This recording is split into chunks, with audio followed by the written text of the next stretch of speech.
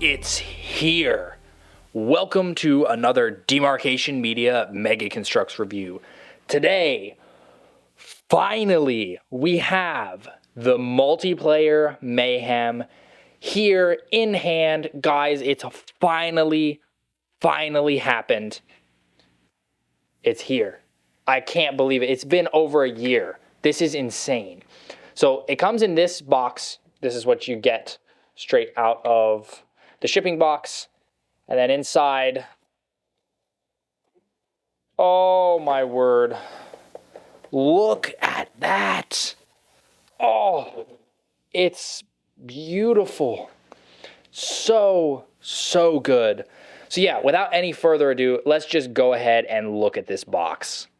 So right away, this box is super eye-catching. The action going on is fantastic. I love the background scenery that they did. The Warthog doing that jump is so cool. We've got the figures all fighting.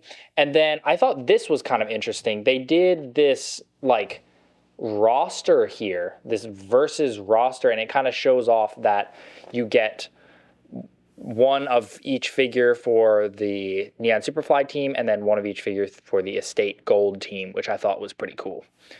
There you can see them on the Warthog, you can see them on the Mongoose, see those new weapons, fan vote winner, Halo Infinite. Around this side we have the Chief. The top, we get to see the new Mega logo as well as both teams. Dude, oh my gosh, this is so exciting. This is so exciting. Side, more awesome art. We get to see more there. Around the back, we get to see that like wireframe landscape. We get to see all the extras, all the stands. Here it says the stages of the vote, basically. We got the Warthog, the Mongoose, the two fire teams, and then the two weapons, which I'm assuming the two weapons mean the Heatwave and the Cindershot. Oh my gosh, yes. Yeah, fantastic work on the box. Honestly, the only thing that I really would like to see different with this is instead of this, have like the figures in a window similar to the way that this box did it. But that's literally it, and that's really just a nitpick on my part. It would use more materials, so I'm fine with it. But yeah, let's go ahead and get this open. It's been too long. We have to get this open.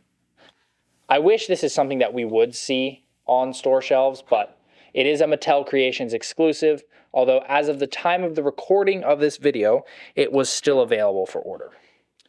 We've got that. Oh, look, we've got more art. More art there. Oh, that's so cool. It's like the whole team out scouting around on the ring. Let me guess, the other side is the other team? Yo, it is. Oh, he's got like, he's refueling the hog.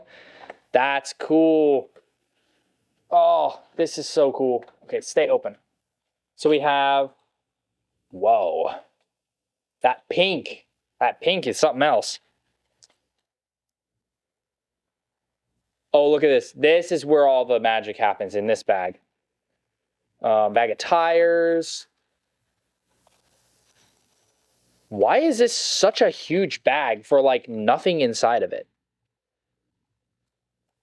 Go black parts, gold parts, and the instructions looking quite fine.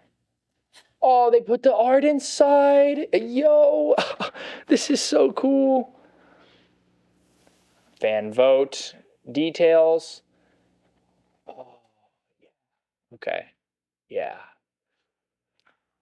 Yeah. The background there is nice. You get to see the view again from the back. Do we have anything else interesting in there? Same art pretty much. Okay, very nice looking instructions, very nice presentation so far. And now all that's left is to build it. So I will have built this live. So if you want to go and watch the VOD of that, I'll put it up in the corner so you can go watch that. And yeah, dude, I'm so excited. It finally.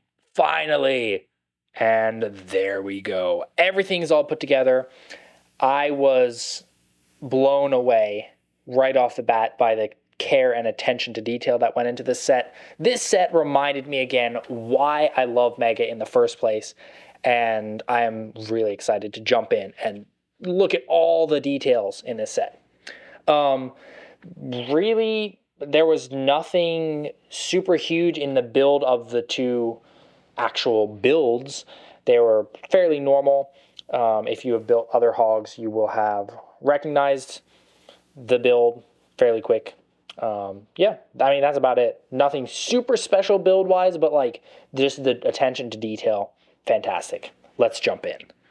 You do get a handful of extras here. You get these bricks as temporary pieces, green, kind of useful pieces. You get a whole bunch of stands. You get, whoa, I'm launching pieces. You get this brick separator, and then you get this pile of extras here.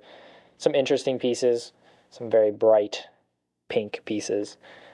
Yeah, pretty nice to see these extras, and they also, it feels like a pile of extras. I don't feel like I built the set wrong because of these pieces. So we are going to go ahead and start with Team Neon Superfly, and we are going to start with the weapons because the weapons deserve some attention. So we get a Neon Superfly AR that has print on the little scope add-on piece, a stripe. We've got a little bit of print here and also on the back underneath. The pink does seem a little thin in places, and the edges are a little bit, you can see through them more. The blue looks pretty good. I can't complain too much though, to be honest. I feel like this looks pretty good. Although as I'm looking at it, I'm realizing I think that scope is actually on backwards. Maybe it's not on back. It sure looks like it's on backwards. You do get two. If it's on backwards, then they're both on backwards. Or maybe we've been putting them on backwards this whole time. But yeah, you get two of those. And then you get a BR as well. It's the old style BR. There's more blue on this one. Again, paintwork is a little bit messy, but I feel like it's within acceptable range. And you get a pair of those as well. I believe these are the ones that can accept the muzzle flares, but I'm not totally sure. I should probably test that out. And then we get the new pieces. This is the Heatwave. Sorry, not the Heatwave. I always get them mixed up. This is the Cindershot, but specifically this is the Backdraft Cindershot because it is white. There's the white print on there. You see both sides. Mold looks really good. You can see a handle on the front. And of course you have a normal handle as well. No hole in the front, but it looks really good. I'm so glad to see new Promethean weapons. And then there is the Scatterbound Heatwave, also in white, with the base color being that metallic-y blue, looking really good. It is in the vertical mode, which is super cool. Oh, this is brilliant. We've been waiting for this weapon and the Cindershot for so long. It's so nice to see them finally in person. You also get this, which, I mean, print-wise is done well, but like, why did we need a new mold for this? I know I get ragged on all the time for this. I may even get some hate for this, but I think the cat ears are the stupidest thing to ever come to Halo in the history of Halo. Adding cat ears onto things does not make it cool. And here's where things really start to get interesting. This is the first of our figures, the Mark 7 in Neon Superfly. And right away, the first thing I want to point out is that chest plate is made for a female torso. That's a female torso under there. So we finally have a female Mark 7 chest unit, which is awesome. Multiversal Productions actually called this out back when the set was first revealed. It was kind of hard to see, and he was like, I bet you that's female. And he was right. You have print all over the figure. There's lots of little subtle bits of blue. The pink on the visor brim is really strong. Then you got some pink on the back as well. There's print on the lower legs. It looks really good. The visor looks really good too. I know people were complaining that they all had green, but the green really works. My main complaint with this figure is that stupid robotic arm. That robotic arm is not good, and it needs to be not used anymore. The leg is great, though, and I think it adds to the figure a lot. Just that arm is horrible. and detracts from the figure a bit. But very, very strong start, and I always love to see another Mark 7. Our next figure is the Neon Superfly Trailblazer, and this one also has a female chest plate. This is also a brand new chest plate using those pouches. It's like the tack pouches. I don't remember the name of that particular attachment, but it's got some shells on it. Really, really good looking. There are no print around the back of all of the Neon Superfly figures in terms of the armor, but we have print on the hands and on the forearms, as well as print all over the head. The visor on this one is a little less sharp than the Mark 7. There's a little bit of fuzziness on the one side, but it's within the realm of what I say is okay. Like, for me, I'm like, okay, that's acceptable. The legs, fantastic. Both arms, fantastic, because one of them is not a robotic arm. And, of course, Trailblazer, always nice to see another Trailblazer. I do think the visor looks a little strange against just the all-black helmet, but that's not really Mega's fault. That's just a little bit my own opinion. I think it's a little less sharp because I don't see a visor outline. And that's what I'm used to seeing with the Trailblazers. But that's, again, kind of nitpicky, and I absolutely love that chest plate. Our next figure is the Stormfall figure, which is essentially just the Gungnir helmet without the attachment on it, which Coven was supposed to have. And now that we have both the female Mark 7 chest plate and this helmet, it would be nice to see an updated Coven. The head is one that I was really not a fan of. I don't love it in Infinite, and I was not a fan of it being in this set. But seeing it, I don't know, it kind of grows on me a little bit. It makes me think of like a Hero Factory head or a Bionicle head or something. So it's not great, but I don't hate it as much as I did. Some of the printing is a little smudgy on the edges, especially up near like the goggle bits and whatnot. But for the most part, it's done really well. The eye paint for the green is done really well. And I think the standout for me was on the side of the head. You can see that pink actually has little details printed into it. I thought that was kind of impressive. The one side is a little softer than the other, but I'm still impressed that it was there. And then the other thing is that chest unit being printed gray. The low contrast looks really nice, and I love that chest plate. I almost want to put the Mark 7 helmet on that because I like that chest plate so much. So yeah, I expected to hate this figure, or at least hate the helmet, and I actually don't hate it as much. It's goofy, but I don't know. It's growing on me. The last Neon Superfly figure is the Firefall figure, and this is probably my favorite out of the team here because we have that brand new Firefall helmet. If you don't know, Firefall is essentially the Halo Infinite Spartan ODST. It's the Hell Jumper of Halo Infinite, and it looks fantastic. It has all the shapes. It's like the best of ODST and Hell Jumper put together. The chest plate's printed up gray as well, which is awesome. And of course, then we've got all of the Neon Superfly details across the whole figure. The green visor, I think, pops nicely against the pink and the blue, and the shaping is just perfect. For such a bulky helmet, it really plays well with the chest plate, and the production quality overall, I'm pretty happy with. Again, with the pink, with all of them, there are some spots where it's a little bit thinner than maybe it should be, but I am pretty happy with it overall. There are some smudgy bits here and there, but again, I feel like it's all within realms of what's decent. Like, sure, I would like to see better, but at the same time, I feel like it gets to the point of nitpicking. Like, nothing I've seen go, oh, like, that's a terrible misprint. I've not done that yet with any of these figures. I don't see that, and I'm pretty happy with the results here. To carry our team into battle, we have the Neon Superfly Warthog. This Warthog is very similar to the Warthog Rally Warthog, with the exception of the colors. The old squared off like Halo 4 shield piece has been used for the top at the gun, and there's prints all over this thing. That blue on the front there is a print. Over here on the side, that white is a print. There are prints for the seats. There's a UNSC print on each side down at the bottom, and then there's UNSC print across the two pieces there. And then even the back of the shield is printed as well. That's pretty darn cool. Something I did notice was that we don't have the printed console piece in this set for some reason with like the speedometer. That's a little strange to me that it's just not there. I don't know. That feels like it's just missing. Also, the windshield has print all around it. And then we have the working suspension like we saw on the Warthog Rally, which is nice. I like to see that again. That's awesome. And then pink fuel tanks back here. Kind of funny. And yeah, the gun build, you can see the pink on the back there. Pretty cool. There were some people saying that this pink needed to be printed all metallic, and no. For how much this set cost as it was to get all of these prints, I think that would have been obscene. And I think this pink does the job just fine.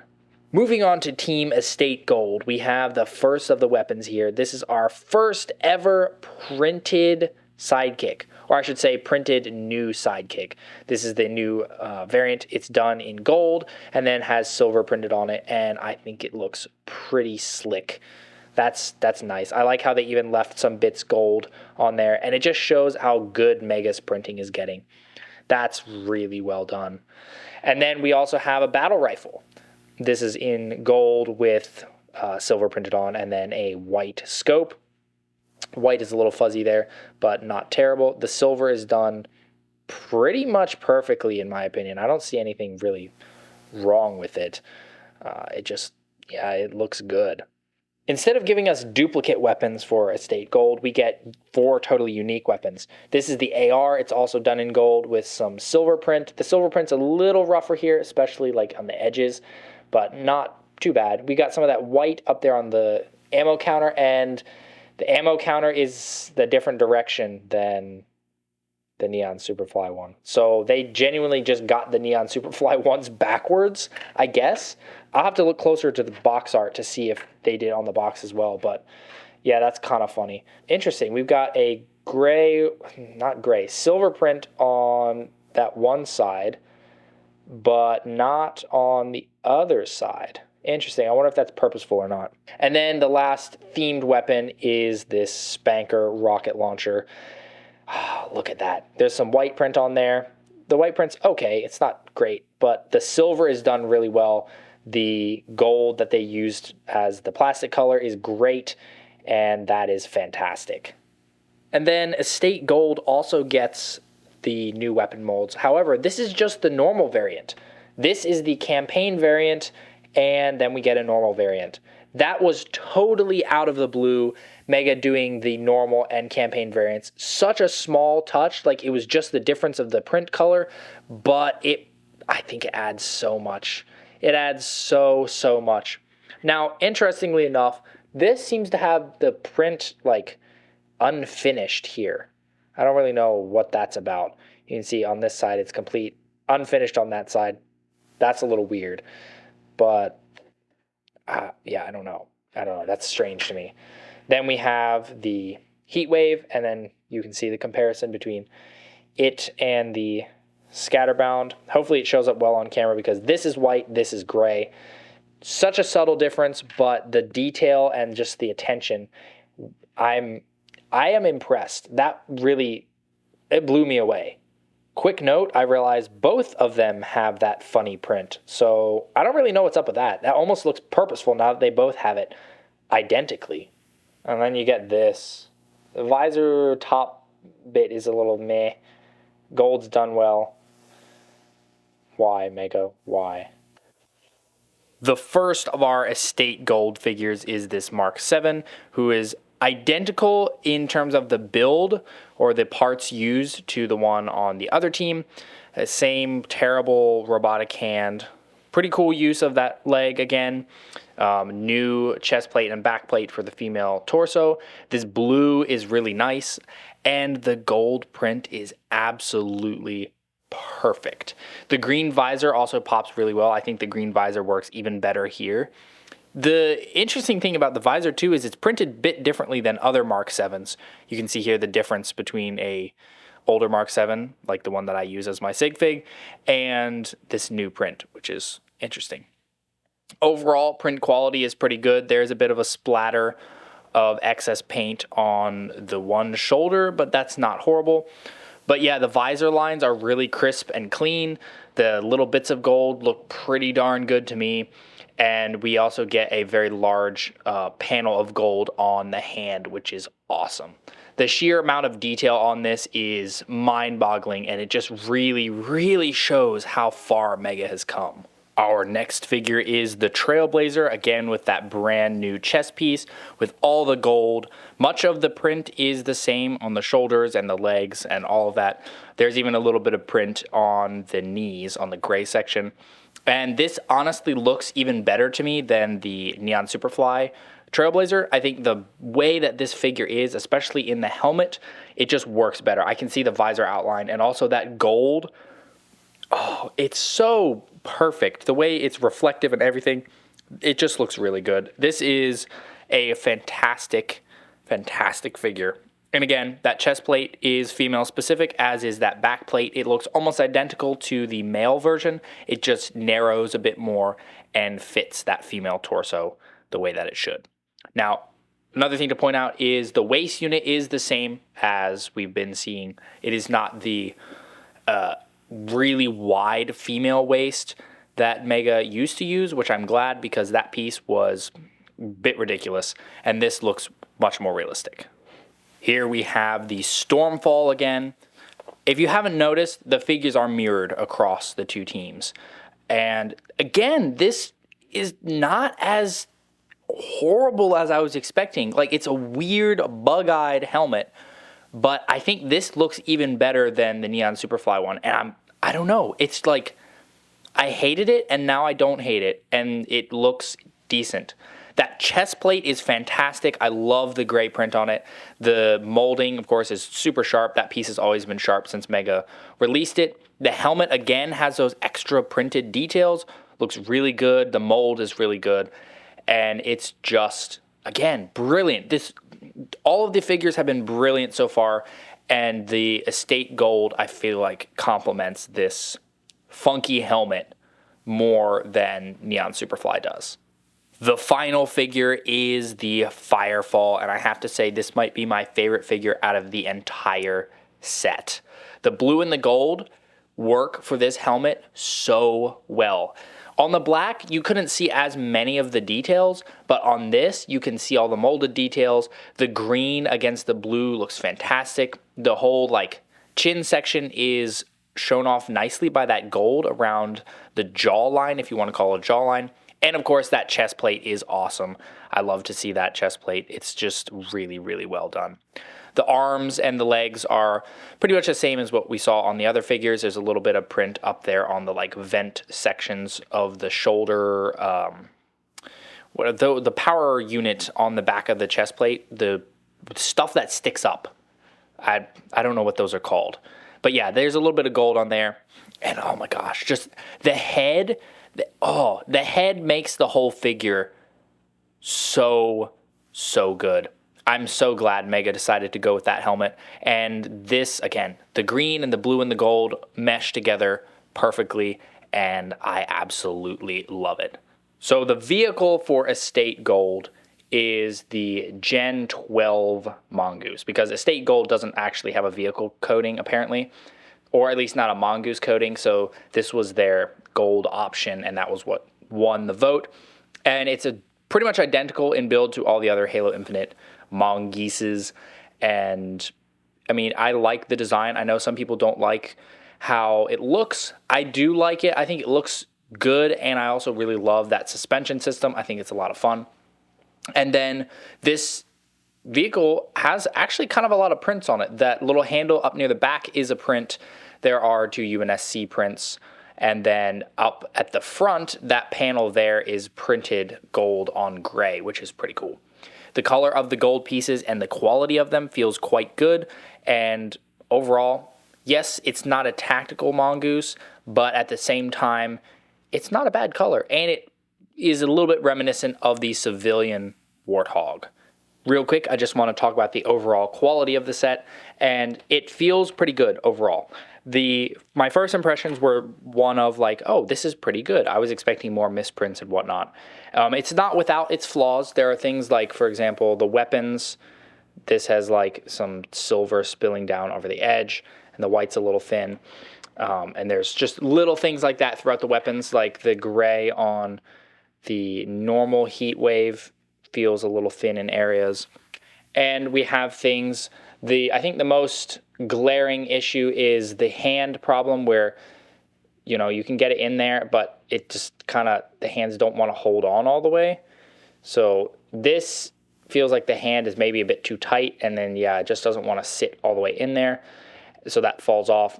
And then the Trailblazer, there's a little bit of like me going on here on the side of the head, which again, I feel like I'm getting to the nitpicky stuff, but that's what I'm here for. And then this guy has some messy-ish lines there, and then on the edges, especially here, it's a little thin. That's really sharp, but on this side, it's not as sharp. And then also, he's got like a fairly loose leg. That's easy fix, but again, something I figured I should point out. This guy, you can see he's got like a ding on the paint down there. And then this guy also suffers from the hand issue, which apparently this guy has it a lot, and it's mostly in this particular hand. But yeah, see, he can hold it, and it kind of is in there, but if you want to reposition it, it starts popping out. So there's that, and then, as I pointed out earlier, there was a little extra gold here. But again, very minor issues for such a massive, massive amount of paintwork and new pieces. So I would say if loose joints and funny hands are all the real issues we have to deal with this set, Mega has done well. The hand issue can mostly be fixed. I will be addressing that in a video at some point. And yeah, I was much more fearful that we would end up with like really raw, rough visors and like just a mess. Now, obviously, there could be some of those things, and the level of sharpness on the figures can vary from set to set. But overall, production feels pretty good. The Warthog pieces felt a little stiff to put together, but the Mongoose felt perfectly fine.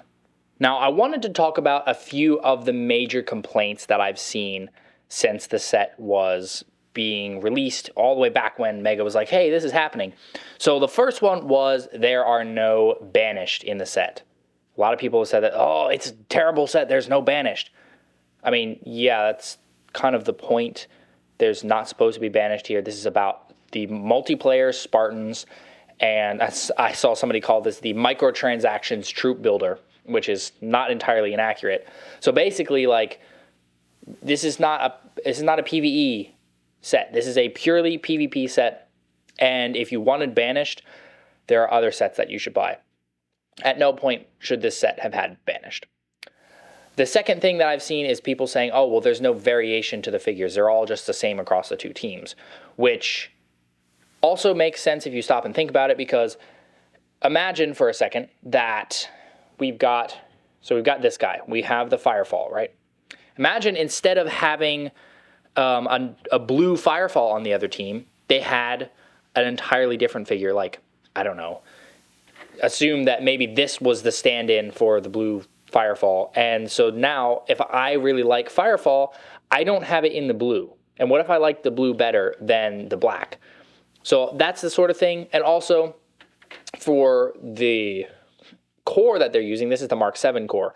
And Mega has not made any other Mark 7 shoulders. So there's not really that option to do other shoulders.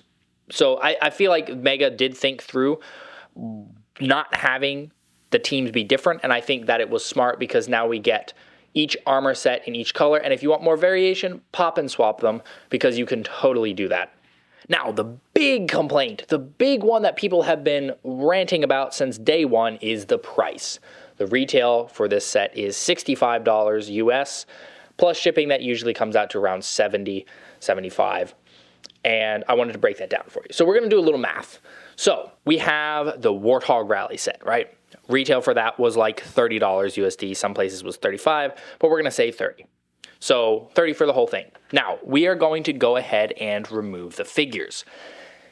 But to understand the value of the figures, we have to equate it to something. So we are going to say that each of the figures from that set, because of the level of paintwork, is about equal to a blind bag figure. And blind bags, back when they were readily available and not overpriced like the $5 packs are at Dollar General and whatnot. They were $3. $2.99 at Target would get you a blind bag. So we're going to assume each figure is $3. There was 4 figures in that set, which means the value removed from the Warthog Rally when you take the figures out is $12.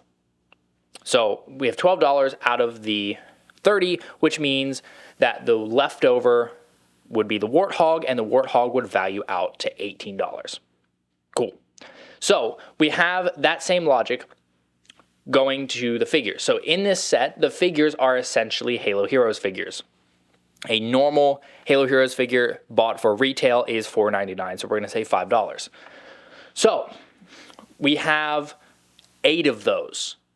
So we are going to put that, and now we've suddenly got $40 plus the $18 for the Warthog. Now, we also have to consider all the extra bits and bobs. For example, the new weapons. Those are 2 new molds, and we also get a ton of extra painted up weapons. And we got the extra heads, as much as I hate it. Those are extra pieces that went into the budget, and then they also had to have the budget for the new molds for the 2 new helmets and the 2 new chest plates. So basically, when it all shakes out, the 65 really isn't all that far off. Actually, I don't think it's far off at all. I think that lands pretty much right on the money, especially considering the prints on the vehicles and all that sort of thing. So price-wise, it might be unpleasant, but when you do the math, it all shakes out to be about $65. The extra shipping, yes, that's a little bit painful, but that's just shipping. So I think that the complaints for the price on this set is kind of unfounded. And yes, of course, I would love for this to be cheaper. But is that realistic? No. I would also love to get this set for free. I would love to get 50 of them for free. Is that realistic? No. 65 is a very realistic and pretty fair price, all things considered. Like if this was a Lego set, this would be probably $80. Just saying. That would be without the shipping, by the way, just to make that clear. There you have it. That is the multiplayer Mayhem. Was it worth the wait? I would say 100% yes. And I would really love to buy a second one, honestly. Probably will not because funds best go up to other reviews. But this is such an awesome set. Now, in terms of the stock of this set, I don't know what the state of that will be by the time the video goes up. But Kevin over at Mega did confirm that basically what they did was they overproduced the set a bit. Similar to, I guess, how they did the SDCC Master Chief Collection pack. And so everybody got their pre-orders, and then they have a pile left over that will be, once they sell out, and that'll be that. This was their first attempt at a limited run set, and it was a bit shaky, I will admit, and I'm not so sure I'm sold on that sort of limited run unless it's a specifically crowd-funded set. So that's kind of my thoughts on that. But yeah, basically there are a handful available because of the overproduction. Once they sell out, that will be the end of it.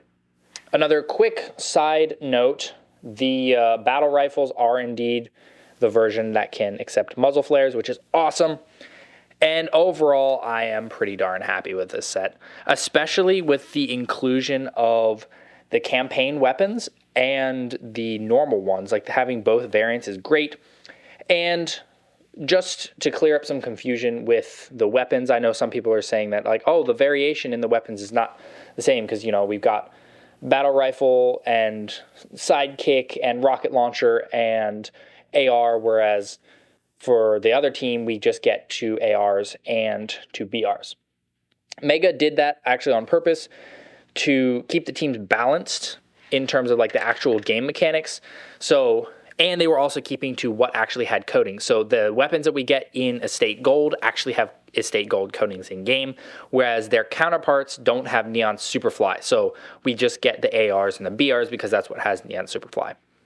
And it looks like maybe to balance out the power weapon of the rocket launcher, I mean, on one hand, they do have the Warthog, so that kind of balances it out. But also, I think that the Neon Superfly team has the campaign variants. They're supposed to. It looks like that way on the box. So that's kind of also power weapons. So the balancing, of the teams and also the actual available coatings are what led to that choice. I'm really looking forward to seeing what Mega does with these new molds, particularly that Firefall helmet and those new chest plates. Stormfall, like, it's not bad. I don't hate it as much now, but I'm not so sure it's going to look amazing in other more bland colors. Or not bland colors, but like in less detail. The Warthog, I'm aware that is a very, it's an acquired taste. I think it's kind of cool. It is not like the definitive Warthog to have in your collection, but it's different. It'll stand out in a good way, and I think it's cool. I understand not everybody will like it.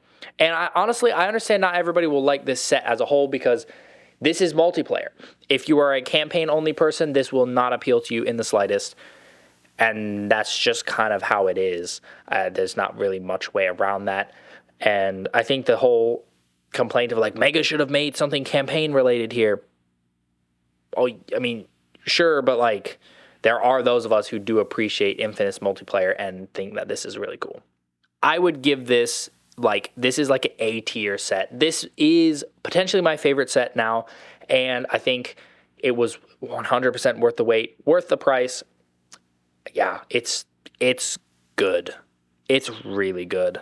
And I'm excited because these prints show that Mega's level of possible detail has gone way up. And the way that they use that in the future, I don't know, but I'm really excited to see what they do.